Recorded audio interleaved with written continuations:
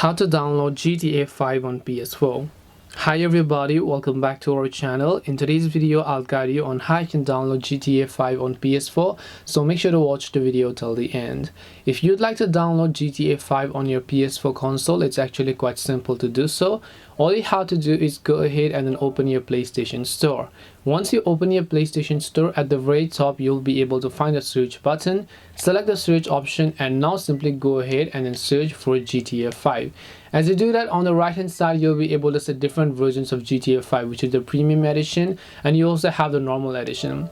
Depending upon the game and the plugin that you would like to download for GTA 5, also keep in mind that this is actually not a free game. You have to basically purchase it, and only after you purchase the game you will be able to go ahead and then play the game in a certain price.